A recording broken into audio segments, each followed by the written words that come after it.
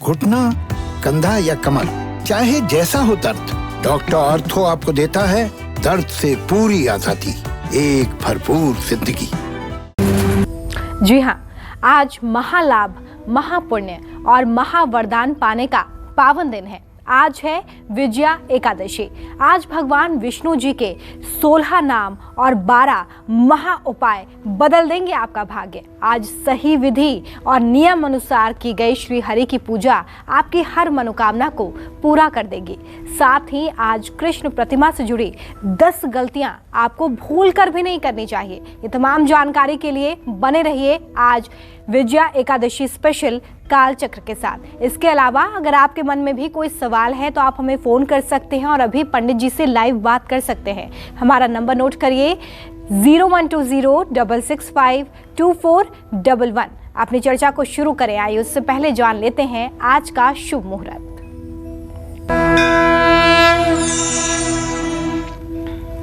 9 मार्च 2021 दिन है मंगलवार। आज फाल्गुन कृष्ण पक्ष की एकादशी तिथि है, दोपहर 3:02 तक। इसके बाद द्वादशी तिथि शुरू हो जाएगी। उत्तराषाढ़ नक्षत्र रहेगा रात 8:42 तक। इसके बाद श्रवण नक्षत्र शुरू होगा। वरियान योग है दोपहर 12:06 तक। इसके बाद परिध नाम का योग शुरू होगा। आज विजया एकादशी है और त्रिपुष्कर योग दोपहर 3:02 से रात 8:42 तक है। बहुत बार मैंने आप लोगों को बताया है कि क्या होता है ये त्रिपुष्कर योग। आज के कुछ अशुभ मुहूर्त भी हैं, जैसे राहु काल दोपहर 3 बजे से शाम 4:30 बजे तक, यमगंड काल सुबह 9:35 से 11:03 तक और गुलिक काल दोपहर 12:32 से दिन में 2 बजे तक बना हुआ है। इसमें किसी भी कार्य का शुभारंभ न करें और ना ही इस समय में यात्रा के लिए प्रस्थान करें। और आइए अपनी चर्चा को शुरू करते हैं और सबसे पहले पंडित जी से यही जानते हैं कि विजया एकादशी का शास्त्रों में क्या महत्व है। साथ ही वास्तु दोष को दूर करने के लिए विजया एकादशी का दिन क्यों खास माना गया है, इसके बारे में जानेंगे पंडित जी से। पंडित जी, विजया एकादशी के बारे में बताइए कि शास्त्रों में इसको लेकर क्या उल्लेख आप देखते हैं। साथ ही अगर वास्तु दोष को दूर करना हो तो आज का दिन कैसे अहम है। देखिए, विजया एकादशी हर साल महाशिवरात्रि के ठीक 2 दिन पहले मनाई जाती है। जैसे महाशिवरात्रि इस बार 11 तारीख को है, आज 9 तारीख है, तो आज विजया एकादशी है। अपने नाम के अनुरूप ही विजया एकादशी विजय प्रदान करने वाली है। शत्रुओं से जब आप घिरे हो, पराजय सामने खड़ी हो, मुश्किलें कम होने का नाम न ले रही हूं, ऐसे स्थिति में विजया एकादशी का व्रत, भगवान श्री हरि विष्णु का विजया एकादशी में पूजन निश्चित रूप से आपके काम बनाएगा। अगर आपके काम नहीं बन रहे हैं तो विजया एकादशी का व्रत जरूर रखना चाहिए। विजया एकादशी का व्रत सभी व्रतों में उत्तम व्रत है। विजया एकादशी के महात्म के श्रवण और पठन के से सभी पापों का नाश होता है। भगवान राम ने भी लंका पर विजय प्राप्त करने के लिए इस एकादशी व्रत का विधान किया था। आज विजया एकादशी पर श्री हरि विष्णु भगवान के स्मरण में विष्णु सहस्र नामावली का पाठ जरूर करना चाहिए। देखिए, एक बात जान लीजिए, व्रतों में एकादशी का व्रत सर्वोपरि है। जिस भी व्यक्ति के अंदर ज्ञान और वैराग्य की एक भी चिंगारी नहीं होगी, अगर वह व्यक्ति भी 1 साल तक एकादशी का व्रत कर ले, बिना मन से भी कर ले, तो भी उसके जीवन में ज्ञान और वैराग्य का अंकुर दिखाई देने लगेगा। वो व्यक्ति भी सामान्य लोगों से श्रेष्ठ विचार का हो जाएगा। एकादशी जैसा कोई व्रत नहीं है, भगवान श्री हरि विष्णु जैसा कोई देव नहीं है, और देवताओं को आप जब पूजते हैं और जब आप अंतिम गति को प्राप्त होते हैं तो और देवताओं के लोक में आपकी आत्मा का निवास होता है और कुछ काल तक निवास होने के बाद फिर आवागमन का चक्कर शुरू हो जाता है। लेकिन जो लोग भगवान श्री हरि विष्णु पुंडरीकाक्ष का ध्यान करते हैं वो लोग भगवान को प्राप्त होते हैं।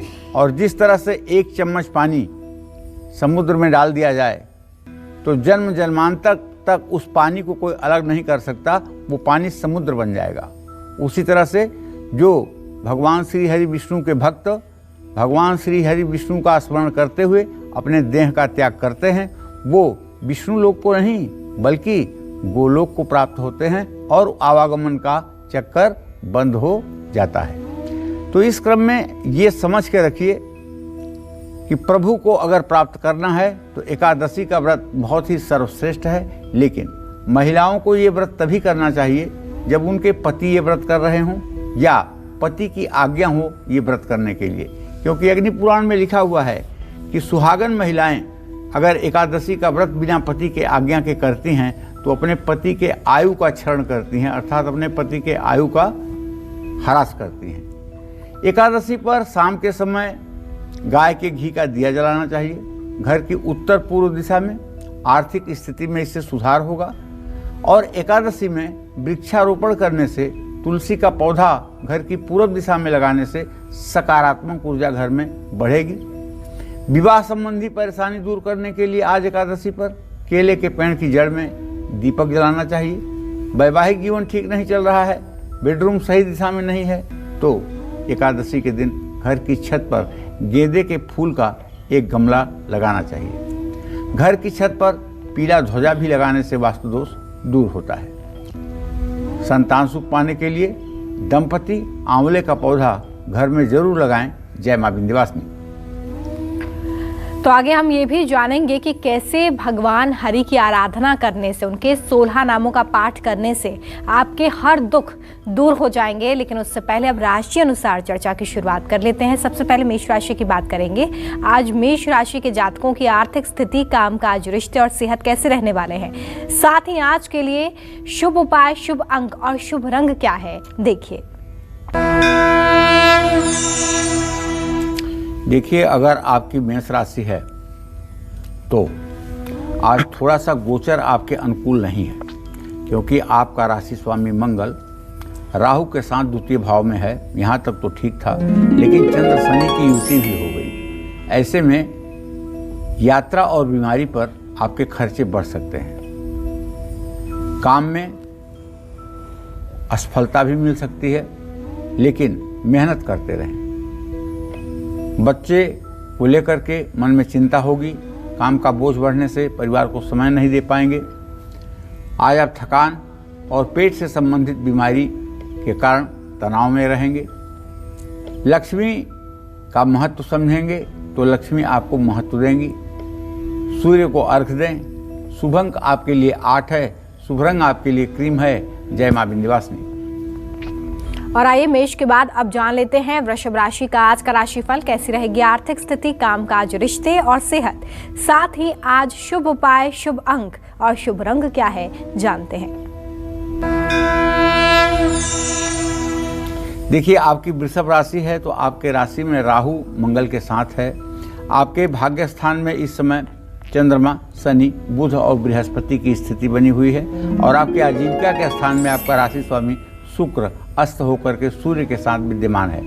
तो मैं तो यही कहना चाहूँगा ऐसी स्थिति को देखते हुए कि आप पैसों का लेन देन अगर कर रहे हैं तो सोच समझ करके पैसे का लेन देन करें। संकोच में आकर के पैसे का लेन देन न करें।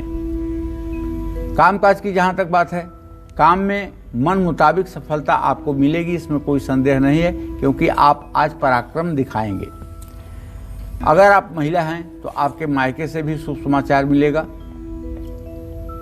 लेकिन मौसमी बीमारियां भी हो सकती हैं, ऐसी भी संभावना बनी हुई है, जैसे वायरल फीवर, सर्दी, जुकाम, नज़ला, ये हो सकता है। आज आपको अगर जल्दबाजी करेंगे तो हर तरह से नुकसान होगा, चाहे किसी डिसीजन में जल्दबाजी करेंगे या किसी काम को करने में जल्दबाजी करेंगे, उसमें नुकसान होगा। आज आपको गुड़ और रोटी गाय को खिलाना चाहिए। शुभ अंक आपके लिए 8 होगा। शुभ रंग आपके लिए नारंगी होगा। जय मां विंध्यवासिनी। और कैसे भगवान विष्णु के 16 नाम आपको हर कष्ट, हर परेशानी से मुक्ति दिला सकते हैं, इसके बारे में पंडित जी से जानेंगे। लेकिन उससे पहले कालचक्र दर्शक निशा हमारे साथ उज्जैन से जुड़ गई हैं, उनसे बात करेंगे। निशा जी, बहुत स्वागत है कालचक्र में आपका। पूछिए पंडित जी से अपना प्रश्न। जी नमस्ते पंडित जी। हाँ, सदा सुखी रहो निशा। पंडित जी, मेरा है ना जन्म तारीख है 21/4/2000। जी। मेरी है ना तबीयत बहुत खराब रहती है और कुछ अच्छा करने जाओ तो उल्टा ही काम होता है। बेटा, आपकी तबीयत तो इसमें जो हमको दिख रहा है ये तो मतलब मंगल आपका रोगेश है, राहु के साथ है। आपका रोग तो कुछ खून से रिलेटेड है, कुछ हड्डियों से रिलेटेड है, और आपका रोग तो इस तरह का है। और अगर आप एक नारियल अपने ऊपर से उतार कर और उसे पीपल के पेड़ के नीचे आज ही रखवा दें, और 11 बेलपत्र 3 पत्ती वाले धो करके अच्छे से, और आधा लोटा पानी साफ ले करके उसमें अपने ऊपर से 11 बेलपत्र बारी बारी से महामृत्युंजय मंत्र पढ़ते हुए उतार करके और लोटे के जल में डाल करके उसे किसी पीपल के पेड़ के नीचे डलवा दीजिए। निश्चित रूप से आपको बीमारी में दवाइयाँ फ़ायदा करने लगेंगी। और जो अभी आपका मुंह सूखा रहता है, थूक नहीं बनता है, कुछ खाने की इच्छा नहीं होती है, उन सब परेशानियों से आपको धीरे धीरे निजात मिल जाएगी। किसी आयुर्वेदिक डॉक्टर से परामर्श भी करना आपके लिए फायदेमंद होगा। और आइए एक बार फिर से हम चर्चा पर लौटते हैं। भगवान विष्णु के कौन से वो 16 नाम हैं जिनका स्मरण करने से, उच्चारण करने से आपका हर कष्ट, हर परेशानी और हर संकट दूर हो जाएगा। आइए जानते हैं पंडित जी से। पंडित जी, भगवान श्री हरि को त्रिदेवों में एक माना गया है और उनकी पूजा हमेशा ही पुण्यकारी मानी गई है। ऐसे में हमारे दर्शकों को ये बताइए कि ऐसे कौन से 16 नाम हैं जिनका स्मरण करने से, उच्चारण करने से हर तरह का कष्ट दूर होगा। रोमिता, एक बात तो बहुत अच्छी तरह से जान लो बेटा जी। जितने अक्षर, जितने शब्द, जितने नाम बने हुए हैं, किसी भी अक्षर से, किसी भी नाम से, किसी भी शब्द से श्री हरि का चिंतन करके उस नाम से आप बुलाइए, उसी नाम से वो चले आएंगे जी। मतलब संसार का कोई ऐसा नाम नहीं है जो उनसे परे हो, उनसे पृथक हो जी। हाँ, एक बात दूसरी है कि सारे और जितने अक्षर हैं वो अनहद नाद ओंकार से पैदा हुए हैं। इसीलिए प्रभु ओंकार स्वरूप है, इसीलिए इनको अक्षर ब्रह्म भी कहा जाता है। अच्छा, आपने प्रश्न किया। अच्छा, मैं एक आपको भगवान विष्णु की स्तुति सुनाता हूँ। अच्युतम केशवम राम नारायणम कृष्ण दामोदरम वासुदेवम हरि श्रीधरम माधवम गोपिका वल्लभम जानकी नायकम रामचंद्रम भजे। अच्युतम केशवम सत्यभा माधवम माधवम श्रीधरम राधिका राधितम इंदिरा मंदिरम चेतसा सुंदरम देवकी नंदनम नंदजम संदधे विष्णवे जिष्णवे शंखिने चक्रिणे रुक्मिणी रागिणे जानकी जानहे वल्लवी वल्लभाया चितायात्मने कंस विध्वंसिने बंसिने ते नमः। कृष्ण गोविंद हे राम नारायण श्रीपते वासुदेवाजित श्रीनिधे अच्युतानंत हे माधवाधोक्षद द्वारका नायक द्रौपदी रक्षक। जो लोग इस अच्युताष्टक का रोज भाव विभोर होकर के भगवान श्री हरि विष्णु का अपने हृदय में ध्यान करते हुए पाठ करते हैं, ऐसे लोग निश्चित रूप से गोलोक को प्राप्त होते हैं। इस जन्म में उत्तम पुण्य कार्य करके अगले जन्म में भगवान श्री हरि विष्णु के गोलोक को प्राप्त होते हैं।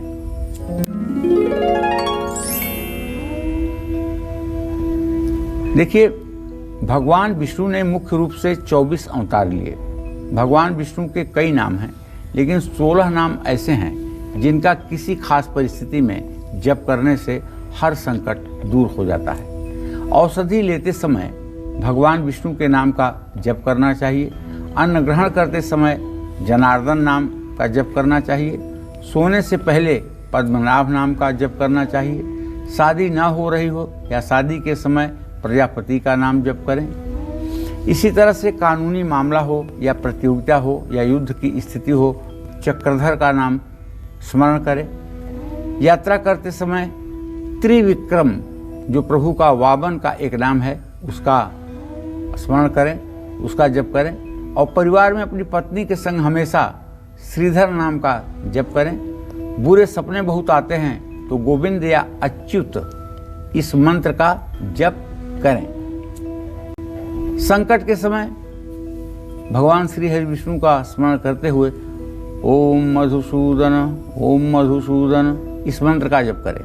किसी सुनसान स्थान पर संकट लगे तो भगवान नृसिंह का नाम जप करें और भगवान नृसिंह के रूप का ध्यान करें। अग्नि से संकट अगर है तो जलाशयी का नाम जप कर सकते हैं और जल से संकट हो तो वाराह नाम का जप करें। चलते समय वामन नाम का जप करना चाहिए। बाकी सभी कार्यों पर जाते समय माधव नाम का जप करना चाहिए। ये 16 ऐसे नाम हैं जो विभिन्न कार्यों के लिए भगवान श्री हरि विष्णु के लिए उत्तम हैं। एक बात जान लीजिए, चाहे कोई देवी हो चाहे कोई देवता हो, जब उनको किसी विशेष नाम से कहा जाता है तो उसका कुछ मतलब होता है। अर्जुन को भगवान कृष्ण ने गीता में कभी पार्थ कहा है, कभी गुडाकेश कहा है, कभी कौंतेय कहा है, कुंती का पुत्र। तो इस तरह से एक ही अर्जुन के लिए इतने विशेषण क्यों?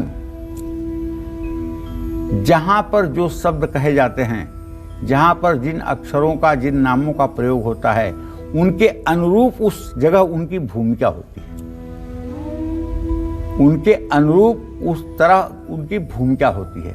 जिस तरह से एक पुरुष या एक स्त्री माँ भी होती है, बहन भी होती है, बेटी भी होती है, पत्नी भी होती है, सास भी होती है, ननद भी होती है, और जो जिस रिश्ते से उसे बुलाता है उस रिश्ते से उसके साथ व्यवहार करती है।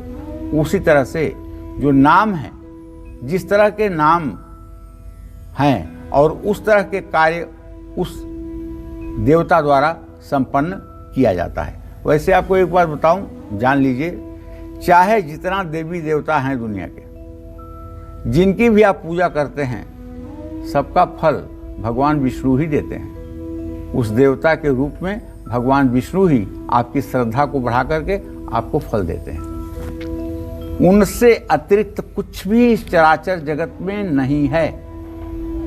और जब योग असफल हो जाता है, मान लीजिए आप योग में, ध्यान में, आध्यात्मिक जीवन बिता रहे हैं, लेकिन आपका योग पूरा नहीं हुआ, आपको आत्म साक्षात्कार नहीं हुआ, आपने ब्रह्म को नहीं जाना, तो फिर क्या होगा? आपको जन्म लेना पड़ेगा। लेकिन वो कैसे? शुचि नाम श्रीमताम गेहे योग भ्रष्टो विजायते। किसी अच्छे कुल खानदान में अच्छी माता पिता का संतान होने का गौरव प्राप्त होगा। अच्छे कुल में और संपन्न परिवार में पैदा होना पूर्व जन्म के उत्तम कर्मों का परिचायक है। और गरीबी, दरिद्रता जैसा अभिशाप जहाँ हो, बीमारियां जहाँ हर समय तांडव करती हों, दरिद्रता जहाँ विकराल रूप धारण किए हुए हो, ऐसे जगह पैदा होने वाला बच्चा पूर्व जन्म के प्रारब्धों का संचय नहीं कर पाया है और भोग भोगने के लिए इस धरती पर आया है। इसलिए सभी को चाहिए कि आप जीवन चाहे जैसे जिएं, लेकिन प्रभु को साक्षी बनाकर जिएं। आप अपने हर कार्य के लिए उन्हें साक्षी बनाएं। और आप सिर्फ अगर दुनिया में डरना चाहते हैं तो सिर्फ ईश्वर से डरें। कोई ऐसा काम ना करें जो ईश्वर के कैमरे में आ जाए। ऐसा हर काम करिए जो इंसान देखता है, कुछ बोलता है, बोलने दीजिए, कोई फर्क नहीं पड़ता है। बस भगवान की दृष्टि में आपका गुनाह नहीं होना चाहिए, इसके बाद आप पास हैं। चलिए, तो अभी आपने जाना कि कैसे 16 नामों का उच्चारण करके, उनका स्मरण करके आप हर दुख से मुक्ति पा सकते हैं। तो अलग अलग क्रिया के लिए अलग अलग नामों का उच्चारण करिए, स्मरण करिए और भगवान हरि आपका कल्याण करेंगे। इसके बारे में पंडित जी आपको बता रहे थे। आगे भी इस चर्चा को जारी रखेंगे, लेकिन उससे पहले हम मिथुन राशि की बात करेंगे। कैसा रहेगा आज का पूरा दिन, देखिए। देखिए, मिथुन राशि के जातकों को बताना चाहूँगा कि आपके व्यय भाव में राहु है, आपके व्यय भाव में मंगल है, तो थोड़ा सा पैसों के मामले में सावधानी बरतिए। और आपके दसम भाव का स्वामी बृहस्पति नीच राशि में अभी भी है, तो कारोबारियों के लिए दिन तो अच्छा है, दोस्तों और पड़ोसियों से लेकिन अनबन हो सकती है। अगर आपको डायबिटीज है और आप मिथुन राशि के जातक हैं, तो आपको इस बीमारी को नज़रअंदाज नहीं करना चाहिए, बल्कि समय पर दवाई लेते रहना चाहिए और इसका उपचार भी ठीक से कराना चाहिए। समय बर्बाद करेंगे तो बड़े अवसर हाथ से निकल जाएंगे। गाय को हरा चारा खिलाएं। शुभ अंक आपके लिए 3 होगा, शुभ रंग आपके लिए हरा होगा। जय मां विंध्यवासिनी। और आइए बात कर लेते हैं कर्क राशि के जातकों की, कैसा बीतने वाला है पूरा दिन, देखिए। देखिए, कर्क राशि का स्वामी चंद्रमा सप्तम भाव में मकर राशि में जाकर के इस समय शनि बुध बृहस्पति से मिल चुका है, और आपके व्यय भाव का स्वामी बुध भी आपके राशि पर दृष्टि दे रहा है। इसका सीधा मतलब है कि खर्च बढ़ने की संभावना बनी हुई है। विद्यार्थियों को चाहिए कि मेहनत से मुंह ना मोड़ें। परिवार में वाद विवाद और गलतफहमी बढ़ सकती है, आंखों में तकलीफ हो सकती है। आज किसी भी तरह की लापरवाही भारी पड़ सकती है। आज दूध दही किसी जरूरतमंद को दान करना चाहिए। शुभ अंक आपके लिए 9 होगा, शुभ रंग आपके लिए आसमानी होगा। जय मां विंध्यवासिनी। घर में भगवान विष्णु या कृष्ण जी की मूर्ति अगर आपके है, तो कौन सी ऐसी गलतियां हैं जो आपको भूल कर भी नहीं करनी है, ये जानने के लिए बने रहिए हमारे साथ और देखते रहिए काल चक्र। ब्रेक के बाद एक बार फिर से स्वागत है आप सभी का काल चक्र में। आज विजया एकादशी स्पेशल काल चक्र में पंडित सुरेश पांडे जी आपको भगवान विष्णु की पूजा से जुड़े महा उपाय और जरूरी बातें बता रहे हैं। अपनी चर्चा को आगे बढ़ाते हैं और जानते हैं कि अगर आपके घर में भगवान विष्णु या भगवान श्री कृष्ण की मूर्ति है, तो कौन सी ऐसी गलतियां हैं जो हमें भूल कर भी नहीं करनी चाहिए। पंडित जी, अगर घर में भगवान विष्णु या श्री कृष्ण की मूर्ति है, तो किन बातों का हम खास ध्यान रखें, रख रखाव को लेकर या दिशा को लेकर कुछ ध्यान में रखना है, तो उसके बारे में बताएं। देखो, ऐसा है कि घर में अगर भगवान श्री हरि विष्णु की या भगवान कृष्ण की या प्रभु श्री राम की आपके पास प्रतिमा है, मूर्ति है, तो उसे स्थापित करते समय ओम नमो नारायणाय नमः इस मंत्र का यथासंभव जप होता रहे। घर में मूर्ति को पूर्व भाद्रपद के समय लाना चाहिए, और तांबे की प्रतिमा अगर है तो उसे चित्रा नक्षत्र में स्थापित करना चाहिए, क्योंकि ये चित्रा नक्षत्र मंगल का नक्षत्र है। और पीतल धातु की प्रतिमा है तो इसे ज्येष्ठा नक्षत्र में स्थापित करना चाहिए, क्योंकि ये बृहस्पति का नक्षत्र है।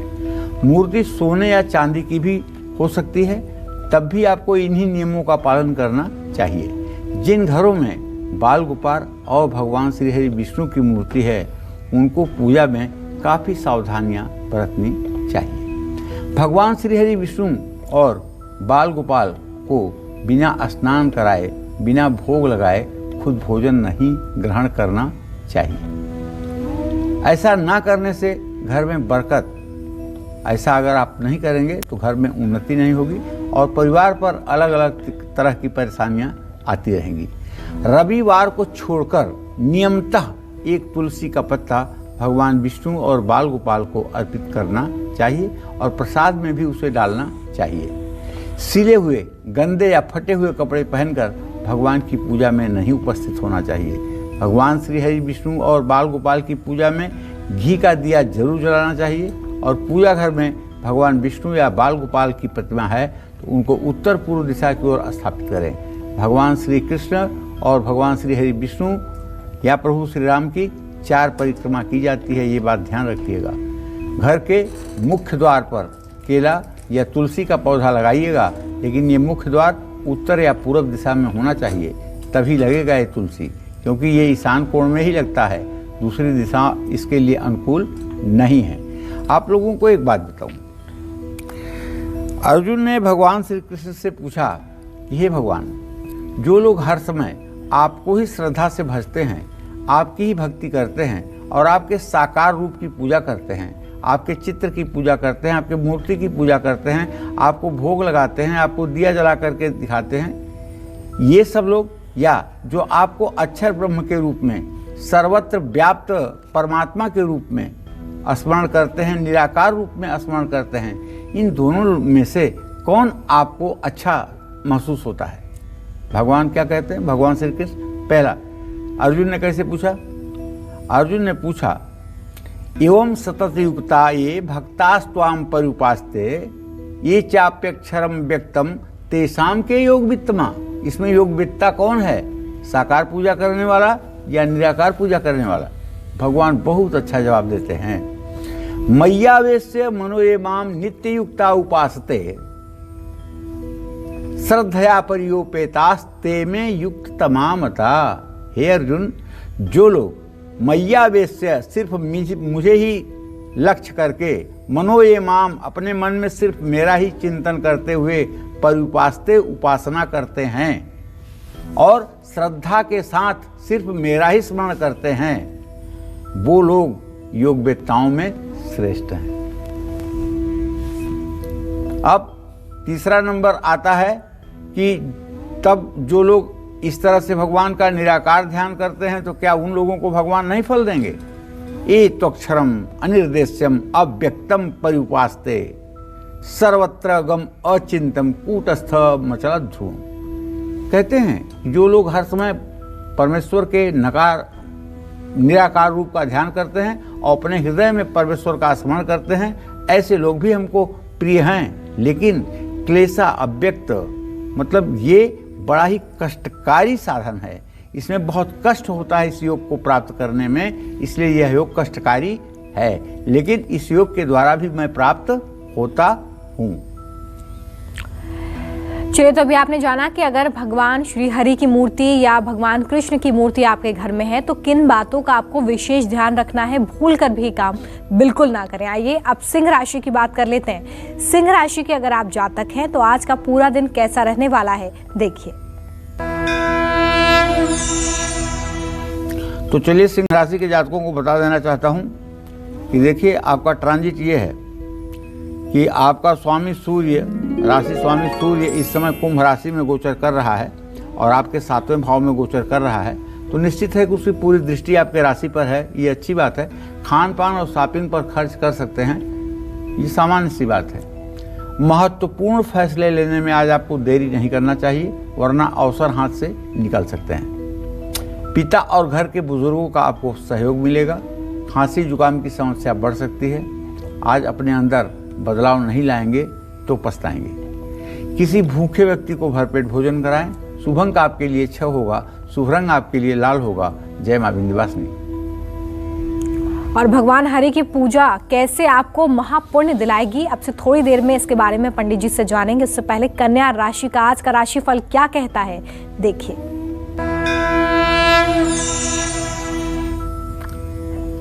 कन्या राशि के जातकों को बताना चाहूँगा कि आपके राशि में भले ही कोई ग्रह नहीं है, लेकिन आपके भाग्य स्थान में मंगल राहु की स्थिति और आपके 6ठे स्थान में शनि बुध का जाना, 5वें स्थान में शनि बुध बृहस्पति और चंद्रमा का जाना धार्मिक और अन्य कार्यों पर दिल खोलकर खर्च करवाएगा। जहाँ तक वर्क फ्रंट की बात है, कामकाज की बात है, तो उसके बारे में सहकर्मी आपके विरुद्ध षड्यंत्र कर सकते हैं और अपने काम पर आज आपको ज़्यादा ध्यान देना है। दोस्तों और करीबियों के साथ मनमुटाव हो सकता है।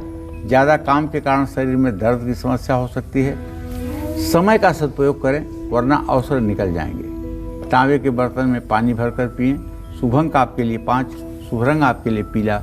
जय मां विंध्यवासिनी। और किस समय भगवान विष्णु की पूजा करने से आपको महापुण्य मिल सकता है, आइए जानते हैं पंडित जी से। पंडित जी, वैसे मुझे तो जो पता है वो भगवान विष्णु की जो आराधना का दिन है वो गुरुवार है, लेकिन फिर भी किस समय शास्त्रों में आप देखते हैं कि भगवान श्री हरि की उपासना उस निर्धारित समय पर हमें करनी चाहिए ताकि महापुण्य की प्राप्ति हो सके। और आज विजया एकादशी भी है, तो ऐसे में तो और पूजा का महत्व बढ़ जाता है। वैसे तो हमारे शास्त्रों में यही आता है कि यस्मिन कस्मिन दिने भक्तौ, चाहे जिस दिन भक्त श्रद्धा भाव से उनका स्मरण करे, शंख चक्र गदा पद्म वनमाला विभूषितम। दाहिने हाथ में चक्र, बाएं हाथ में शंख, फिर दाहिने नीचे वाले हाथ में गदा और फिर बाएं हाथ में कमल का फूल। वनमाला गले में, पीताम्बर धारण किए हुए, चक्र सुदर्शन धारण किए हुए भगवान श्री हरि विष्णु का ज्यों ही आप ध्यान करते हैं त्यों नीचे से ऊपर तक आप पवित्र हो जाते हैं। कैसे? हरि ओम अपवित्र पवित्रो वा सर्वावस्थां गतोऽपि वा यह स्मरेत पुंडरीकाक्षः सहवायाभ्यंतरः शुचि। मतलब आप नहा लीजिए, चाहे जमुना में, चाहे गंगा में, चाहे त्रिवेणी में, चाहे संगम में, लेकिन आपके शरीर का मल तो आपके शरीर में ही रहेगा। बाहर से आपकी शुद्धि हो जाएगी, लेकिन अंदर से शुद्धि कैसे होगी? अंतर की शुद्धि जब तक भगवान श्री हरि विष्णु का ध्यान न किया जाए तब तक नहीं हो सकती है। यह स्मरेत पुंडरीकाक्ष, जिनका स्मरण करने से, जिन पुंडरीकाक्ष का स्मरण करने से भीतर बाहर की शुद्धि मिल जाती है, वो भगवान श्री हरि विष्णु हमारे ध्यान में आवें और हमारा कल्याण करें, ऐसी भावना होनी चाहिए। तो रविवार और गुरुवार को भगवान विष्णु की उपासना करने से माँ लक्ष्मी भी प्रसन्न होती हैं। एकादशी का व्रत रखने से संकट दूर होते हैं, हर सुख की समृद्धि मिलती है। भगवान विष्णु के 24 अवतार हैं, जिनमें से 10 अवतारों के अवतरण की तिथि भी है। विष्णु पूजा करने के लिए महत्वपूर्ण ये तिथियां मानी गई हैं। पुरुषोत्तम महीना में विष्णु पूजा करने से बहुत लाभ मिलता है। विष्णु मुहूर्त में भी भगवान विष्णु की उपासना करने से कल्याण होता है। ब्रह्म मुहूर्त रात्रि का चौथा पहर होता है। सूर्योदय के पूर्व के प्रहर में 2 मुहूर्त होते हैं, उनमें से पहले मुहूर्त को ब्रह्म मुहूर्त कहते हैं, इसके बाद वाला मुहूर्त विष्णु मुहूर्त कहलाता है। जब सुबह शुरू होती है लेकिन सूरज दिखाई नहीं देता है तो विष्णु त्योहारों में भी भगवान विष्णु की पूजा जरूर करनी चाहिए, जैसे दीपावली, कार्तिक पूर्णिमा, देव दिवाली, तुलसी विवाह, वैकुंठ चतुर्दशी, तुलसी विवाह, इन सब अवसरों पर भगवान श्री हरि विष्णु की पूरा धूमधाम से पूजा करनी चाहिए। तो देखिए, अगर शुभ मुहूर्त में आप पूजा करते हैं भगवान विष्णु की तो किस तरह से आपको महापुण्य मिल सकता है, इसके बारे में पंडित जी आपको बता रहे थे। साथ ही पूजा करते वक्त किन बातों का आपको ध्यान रखना है ये भी पंडित जी ने आपको बताया। तो अब अगर आप भगवान विष्णु की पूजा करें तो इन बातों का विशेष ध्यान रखिए। आइए अब बात करेंगे तुला राशि की। कैसा रहेगा तुला राशि के जातकों का आज का पूरा दिन, देखिए। तुला राशि के जातकों को बताऊं कि आपके द्वितीय भाव में केतु की स्थिति है भाई, और सुख भाव में शनि, बुध, चंद्रमा और बृहस्पति गोचर कर रहे हैं। आमदनी में तो आपके बरकत होती हुई मुझे दिखाई दे रही है, लेकिन अगर आप फैक्ट्री चलाते हैं तो आपको अपने क्वालिटी पर कंट्रोल करना चाहिए। भले ही क्वांटिटी कम आप बनाएं, लेकिन अपने क्वालिटी, अपनी गुणवत्ता पर आपको पूरा ध्यान देने की आवश्यकता है। पेपर वर्क ध्यान से करें। दोस्तों के साथ समय बिताने का अवसर प्राप्त होगा, यात्रा की संभावना है। सिर दर्द हो सकता है और साथ ही चोट लगने की भी संभावना है। दूसरों पर भरोसा करके फैसला लेना हानिकारक होगा। आज छोटे बच्चों को टॉफी बांटें। शुभ अंक आपके लिए 2 होगा, शुभ रंग आपके लिए बैगनी होगा। जय मां विंध्यवासिनी। और देखिए, आज विजया एकादशी है जिस पर हम ये स्पेशल शो कर रहे हैं और आपको बता रहे हैं कि कैसे भगवान हरि की आप कृपा पा सकते हैं। आज विजया एकादशी पर कौन से 12 महा उपाय आपको भगवान विष्णु की असीम कृपा दिला सकते हैं, इसके बारे में पंडित जी से जानते हैं। और आप भी इन उपायों को जरूर नोट करें ताकि सही विधि से आप इन्हें कर सकें। पंडित जी, जल्दी से ये बताइए कि आज विजया एकादशी पर हमारे दर्शक ऐसे कौन से महा उपाय कर सकते हैं ताकि भगवान विष्णु की कृपा उन पर बनी रहे और पूरे साल बरसती रहे। देखो, जो मनुष्य तुलसी का पौधा लगाता है उसके परिवार में भगवान श्री हरि विष्णु की कृपा से हर समय भगवान श्री हरि विष्णु के प्रभाव का स्मरण करके आप आभास कर सकते हैं। जो व्यक्ति कदम्ब के फूलों से श्री हरि का पूजन करता है उसे यमराज का भी भय नहीं रहता है। जो व्यक्ति गुलाब के फूलों से भगवान विष्णु का पूजन करते हैं उन्हें मुक्ति मिलती है। जो व्यक्ति सफ़ेद या लाल कनेर से भगवान विष्णु का पूजन करते हैं उससे श्रीहरि अत्यंत प्रसन्न होते हैं। जो व्यक्ति भगवान विष्णु पर आम की मंजरी चढ़ाता है उसे भी गौदान के बराबर फल प्राप्त होता है। जो लोग दुर्वा के अंकुरों से भगवान विष्णु की पूजा करते हैं उन्हें 100 गुना अधिक फल प्राप्त होता है। जो लोग चंपा के फूलों से श्री हरि की पूजा करते हैं उन्हें मोक्ष मिलने की संभावना बन जाती है। और पीले या लाल रंग के कमल के फूलों से श्री हरि की उपासना करने से स्वर्ग मिलता है। भगवान विष्णु को केतकी के फूल अर्पित करने से पाप का नाश होता है, लेकिन केतकी का फूल भगवान शिव को नहीं चढ़ता है, ध्यान रखिएगा। समी पत्र अर्पित करने से यमराज का भय नहीं रहता है। बकुल और अशोक के फूलों से भगवान विष्णु की पूजा करने से किसी प्रकार का शोक संतप्त व्यक्ति नहीं होता है, बल्कि हर जगह भगवान श्री हरि विष्णु उसकी हर प्रकार से रक्षा करते हैं। आप जानते हैं, आप सोचेंगे कि अच्छा, कर्म चाहे जितना बुरा आदमी करे और भगवान को फूल चढ़ा दे तो उसका तो काम बन जाएगा। चाहे जितना झूठ बोले, चाहे जितना बेईमानी करे, चाहे जितना पाप करे, चाहे जितना दुराचार करे और उसके बाद में भगवान विष्णु को फूल चढ़ा दे, बस उसकी तो बात बन गई। ऐसा नहीं है, और ऐसा ही है।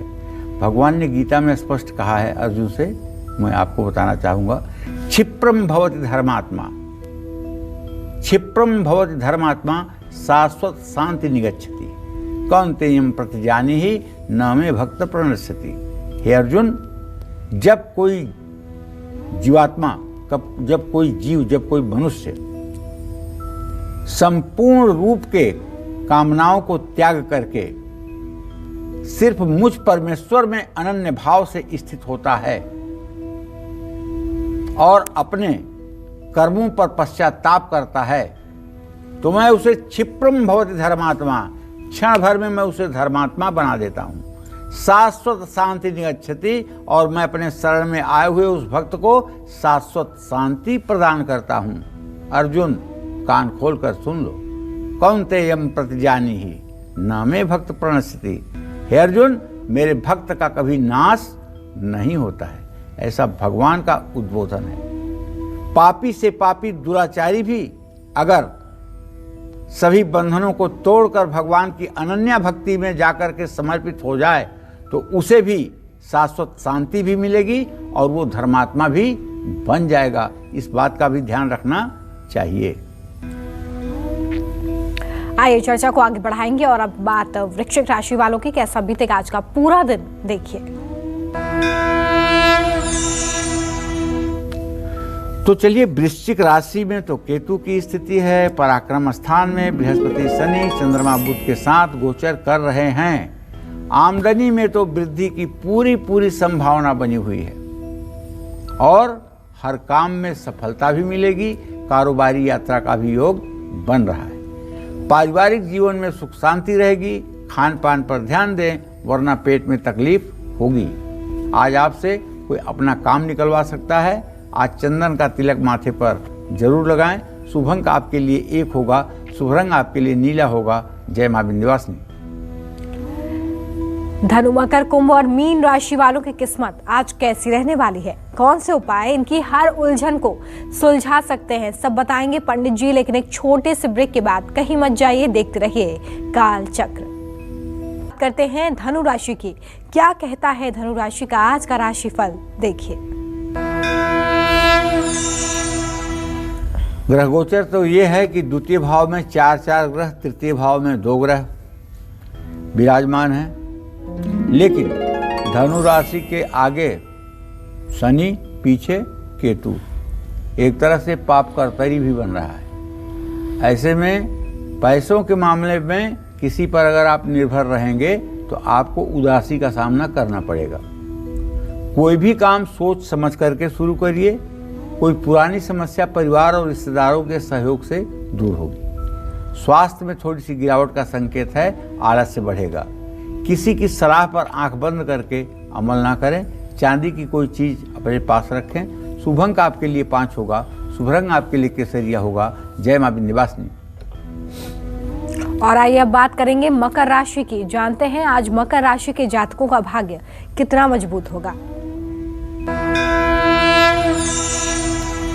मकर राशि में इस समय 4 ग्रहों की स्थिति बनी हुई है। द्वितीय भाव में सूर्य केतु है और पंचम भाव में मंगल राहु है, व्यय में केतु है। इसका मतलब आज मकर राशि के जातकों का अचानक खर्च बढ़ेगा।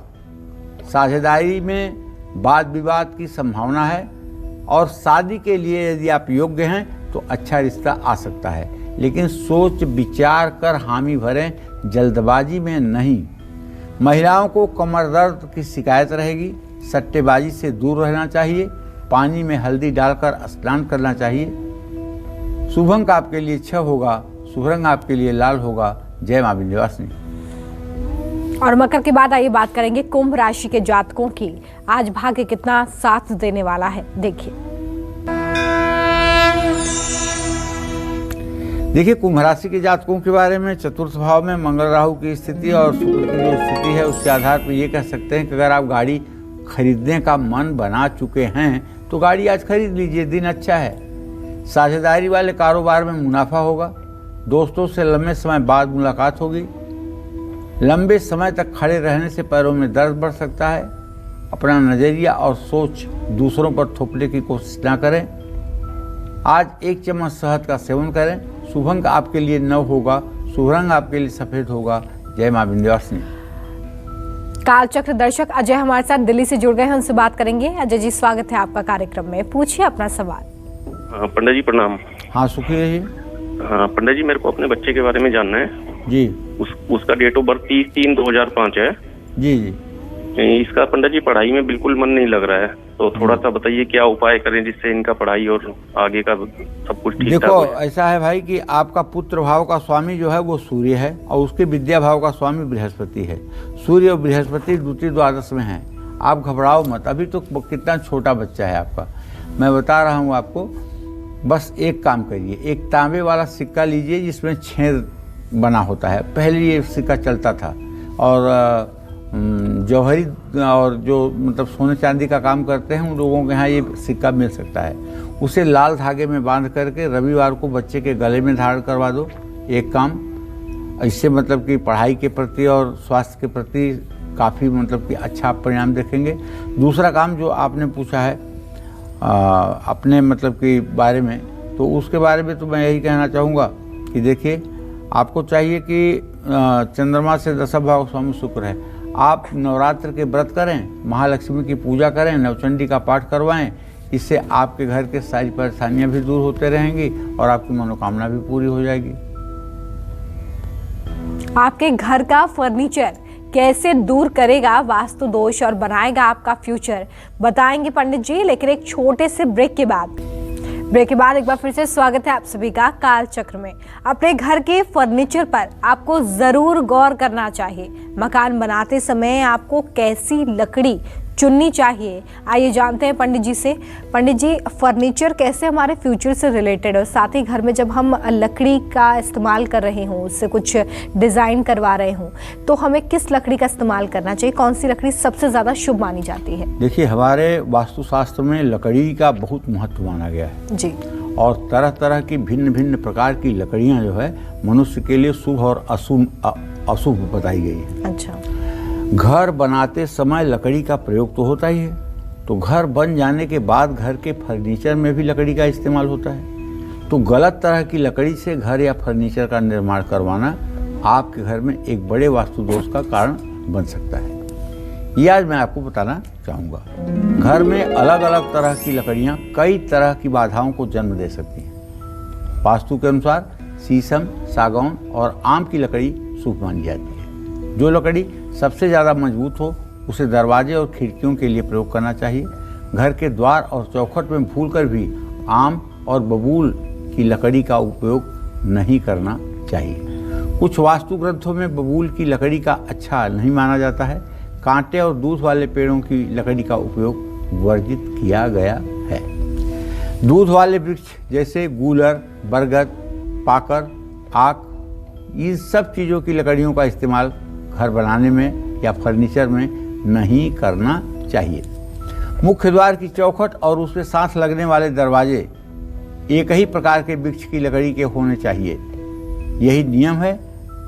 और घर में लगने वाली खिड़कियों के लिए भी ये नियम लागू होते हैं। घर में फर्नीचर बनवाते समय बहेड़ा, पीपल, बटवृक्ष, पाकर, कैथ, गूलर की लकड़ी का प्रयोग ना करें। ऐसा करने से सुख का नाश होता है। फर्नीचर में शीशम, महुआ, अर्जुन, खैर की लकड़ी का प्रयोग कर सकते हैं। इन लकड़ियों के प्रयोग से घर का वातावरण सकारात्मक हो जाएगा। शनिवार, मंगलवार और अमावस्या को लकड़ी और फर्नीचर नहीं खरीदना चाहिए। हल्का फर्नीचर उत्तर पूर्व में और भारी फर्नीचर दक्षिण पश्चिम में रखना चाहिए। ज़्यादा नुकीले और ज़्यादा कोण वाले फर्नीचर घर में नेगेटिव एनर्जी को बढ़ाते हैं। सेकेंड हैंड फर्नीचर या पुरानी लकड़ी से बने फर्नीचर लेने से परहेज करें। इससे घर में नकारात्मक ऊर्जा प्रवेश करती है। जय मां विंध्यवासिनी। सुनीता हमारे साथ दिल्ली से कॉलर जुड़ गई हैं, उनसे बात करेंगे। सुनीता जी, बहुत स्वागत है आपका कार्यक्रम में, पूछिए अपना सवाल। नमस्ते पंडित जी। हाँ, सदा सुखी रहिए सुनीता जी। मेरा नाम सुनीता है। मेरे को भाई के बारे में पूछना है और मेरे बेटे के बारे में। क्या पूछना चाहती है? आपकी आवाज ही नहीं आ रही है जी। मेरे को मेरे भाई के बारे में पूछना और मेरी बेटी के बारे में। मेरे भाई का नाम सोनू है और बेटी का नाम महक है जी। भाई का काम कुछ भी नहीं चलता, बहुत कर्जा हो चुका है और उसको कोई काम धंधा भी नहीं है। और बेटी जी 10वीं क्लास में पढ़ रही है, उसको क्या करना चाहिए आगे? चलो ठीक है, मैं बता देता हूँ। आपके भाई को व्यवसाय करना चाहिए। बिल्डिंग मटेरियल से रिलेटेड व्यवसाय करना चाहिए। ईंट भट्ठा या सीमेंट, बालू, गिट्टी का व्यवसाय करके इन्हें आगे बढ़ना चाहिए। कर्ज से भी मुक्ति मिल जाएगी। और जहाँ तक आपके बच्चों का सवाल है, तो देखिए आपके बच्चे पढ़ाई लिखाई में अच्छा करें। इसके लिए इनसे रोज़ दुर्गा चालीसा का पाठ करवाइए और किसी देवी मंदिर में शुक्रवार के दिन इन्हें भेज करके घी का दिया जलवाइए, जिससे बच्चों की पढ़ाई भी अच्छी होगी, भविष्य भी अच्छा होगा। चलिए अब बात करेंगे मीन राशि वालों की। जानते हैं कि आज मीन राशि के जातकों का भाग्य कितना मजबूत होगा। देखिए, मीन राशि के जातकों का जो ग्रह गोचर है, उसके आधार पर यही कह सकता हूँ कि अगर आज कहीं पैसा लगाना चाहते हैं तो उस संस्था को या उस व्यक्ति को बहुत अच्छी तरह से जांच पड़ताल करके तब पैसा लगाएं। आपका सहयोग साथ काम करने वाले करेंगे और यदि आप महिला हैं तो आपके मायके से शुभ समाचार भी मिलेगा। स्किन प्रॉब्लम बढ़ सकती है, डॉक्टर की सलाह लें। घरेलू चीज़ों का आज बड़ी सावधानी से इस्तेमाल करें। ओम घृणी सूर्याय नमः इस मंत्र का जप करें। शुभ अंक आपके लिए 3 होगा, शुभ रंग आपके लिए हरा होगा। जय मां विंध्यवासिनी। तो आज पंडित जी ने आपको बताया कि विजया एकादशी पर आप कैसे 12 महा उपाय करके भगवान श्री हरि की कृपा पा सकते हैं। तो ज़रूर इन उपायों को करें ताकि आपका जीवन संवर सके। पंडित जी ने जो उपाय बताए हैं, हम आशा करते हैं कि आपने ज़रूर नोट भी किए होंगे, तो इन उपायों को ज़रूर करें और भगवान का स्मरण करते रहें। पंडित जी, बहुत शुक्रिया, आपने इतनी अच्छी जानकारी हमारे दर्शकों को दी और हमें उम्मीद करते हैं कि आपको आज का हमारा प्रोग्राम बहुत पसंद आया होगा। कल फिर आपसे मुलाकात होगी और एक नए टॉपिक और आपकी परेशानियों को दूर करने के लिए ढेरों उपाय लेकर हम आएंगे पंडित सुरेश पांडे जी के साथ। और देखिए, कल का दिन इसलिए भी खास जड़ी बूटियों से बना पेट सफा आयुर्वेदिक चूर्ण आज ही ले आएं। पेट सफा पहली रात से ही असर दिखाता है और इसकी आदत भी नहीं पड़ती। पेट सफा, हर रोग दफा।